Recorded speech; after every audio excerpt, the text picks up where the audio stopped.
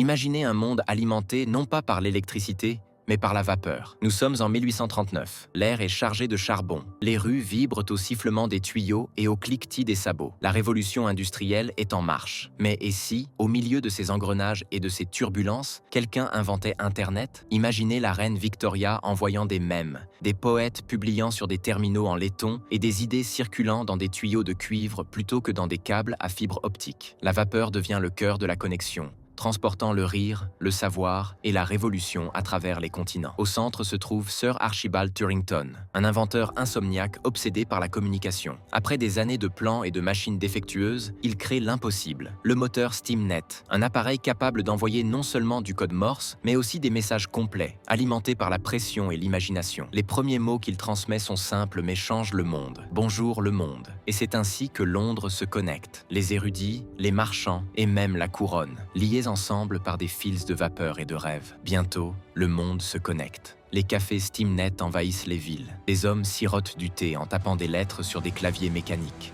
Des poètes publient leurs pensées sur des journaux éthers. Des ouvriers écrivent des messages à leur famille à des kilomètres, étonnés que les mots voyagent désormais plus vite qu'un train. De l'autre côté de l'Atlantique, des cow-boys envoient des steam mails sans fumée, tandis que des inventeurs débattent de philosophie sur des écrans en laiton. La société commence à vivre en ligne, bien avant même l'invention de l'électricité. Ce qui suit est une ère d'émerveillement. La révolution industrielle ne se contente pas de construire des machines. Elle construit un réseau. Les marchands suivent les marchandises de Londres à Bombay en temps réel. Les scientifiques partagent leurs découvertes instantanément, collaborant par-delà les océans. Les gouvernements échangent des secrets grâce à des vannes à vapeur cryptées, et les usines, reliées par des kilomètres de tuyauterie, coordonnent leur production comme un seul organisme vivant. Le monde devient une toile, non pas de soie ou de fil, mais de vapeur. On l'appelle la toile des fils, et elle croît plus vite que quiconque ne peut la contrôler. Les nations rivalisent pour la dominer. La Grande-Bretagne domine les ondes, mais la France invente le premier moteur de recherche, un cerveau mécanique de la taille d'une pièce appelé le bureau Babbage, qui indexe chaque message transitant par le réseau. Aux États-Unis, des entrepreneurs lancent un forum public appelé Click and Steam,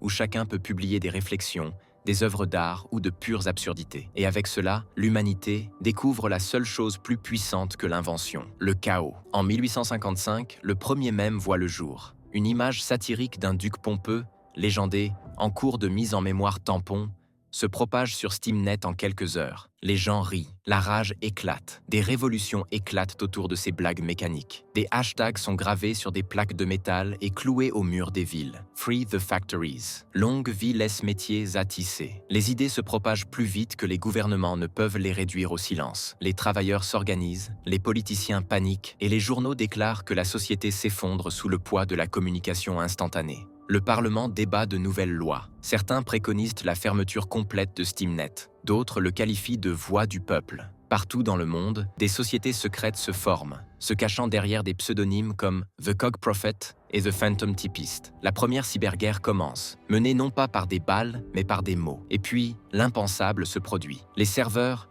d'immenses fourneaux souterrains alimentés au charbon, commencent à surchauffer. Les soupapes de pression explosent. Des tubes éclatent dans les rues. Le système ne peut gérer le volume de données et d'émotions qui le submergent. SteamNet plante. Des villes entières sombrent dans le silence. Pour la première fois depuis des décennies, l'humanité est hors ligne. Les usines ferment, les marchés sont gelés. Des amoureux, séparés par des continents, attendent des messages qui n'arrivent jamais. Le silence est assourdissant. Les journaux l'appellent la grande déconnexion. Et pour la première fois, les gens réalisent à quel point Internet s'est profondément ancré dans leur vie. Les gouvernements prennent le contrôle. L'accès au réseau est rationné. L'ère de l'innovation ouverte cède la place à une ère de censure et de pouvoir. Seuls les riches, les influents et les obéissants sont autorisés à se connecter. SteamNet devient un outil de contrôle, reflet des mêmes défauts humains qu'il cherchait autrefois à corriger. Et quelque part, dans un atelier faiblement éclairé, le vieil inventeur regarde son rêve s'éteindre. Archibald Turrington, assis devant la lumière vacillante de ses machines,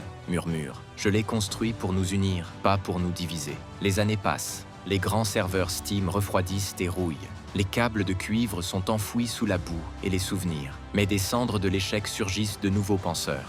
les philosophes commencent à étudier ce qui s'est passé, non pas comme une tragédie, mais comme une révélation. Ils réalisent que le monde a goûté à quelque chose qu'il ne pourra jamais oublier, la connexion. Dans les universités et les salles éclairées à la bougie, de jeunes esprits débattent de l'éthique de l'information. L'air sent l'encre et l'huile. Les plumes grattent le parchemin, tandis que les étudiants discutent à voix basse et en criant. Certains voient dans la chute de Steamnet la preuve que l'humanité n'était pas prête à un tel pouvoir. D'autres pensent que son échec n'est pas dû à son trop grand progrès, mais à son manque de liberté. Ils posent des questions que personne au XIXe siècle n'avait jamais osé poser. Une machine peut-elle avoir une conscience? Un fil de cuivre et de vapeur peut-il faire des choix moraux? Le savoir devrait-il appartenir au roi ou à toute âme curieuse qui le recherche? Une société peut-elle perdurer lorsque chaque voix, noble ou malveillante, peut résonner simultanément sur toute la planète? Les philosophes appellent cette époque l'âge du reflet, une époque où l'humanité se fixe dans le miroir qu'elle a inventé et commence à se demander si son reflet lui renvoie son regard. Les artistes réagissent en premier. Ils peignent des visions d'âmes mécaniques, des portraits de machines aux yeux qui semblent penser, des moteurs qui rêvent de liberté. Les écrivains créent des histoires d'automates conscients qui composent des poèmes sur la solitude.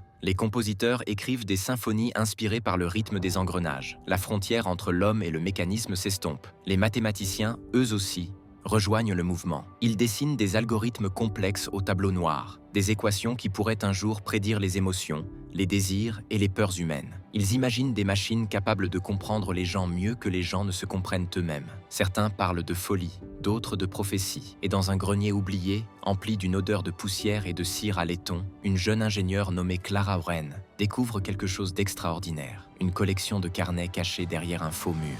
Les initiales sur la couverture en cuir sont AT. À l'intérieur, elle découvre d'étranges diagrammes, des équations en boucle et des symboles inconnus. Parmi les pages, une phrase revient sans cesse, le moteur ouvert. L'idée est simple et pourtant révolutionnaire. Un réseau qui n'appartient à personne. Un web sans frontières, sans gouvernement ni maître. Un système où l'information circule comme l'air, libre, invisible et partagée par tous. Clara consacre sa vie à décoder la vision de Turington.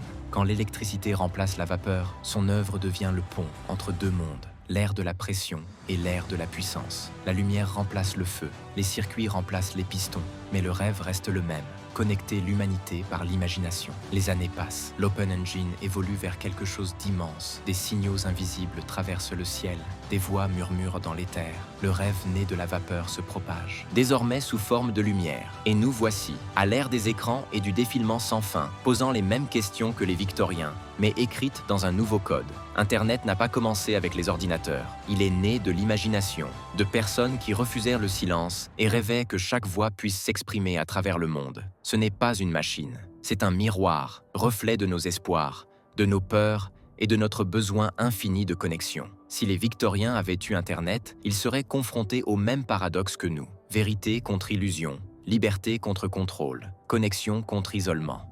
Les outils ont changé, mais le cœur humain, lui, est resté le même. C'est peut-être ce que l'histoire nous a dit. La technologie ne nous définit pas, elle nous amplifie. Alors la prochaine fois que vous faites défiler l'écran, imaginez vos mots se précipiter à travers des engrenages et de la vapeur au lieu du Wi-Fi, des valves sifflant, de la vapeur transportant vos pensées dans les veines du monde. Parce que quelque part, dans un autre siècle, sous les lumières du gaz et la fumée, une machine murmurait autrefois les mêmes mots que vous aujourd'hui. Bonjour, tout le monde. Nous avons parcouru un long chemin depuis le charbon et les rouages, mais la même étincelle, la curiosité, l'émerveillement, la connexion, brûlent toujours en nous. Et si nous parvenons à préserver cette étincelle, la prochaine révolution que nous construirons ne se limitera pas à la technologie. Cela nous changera.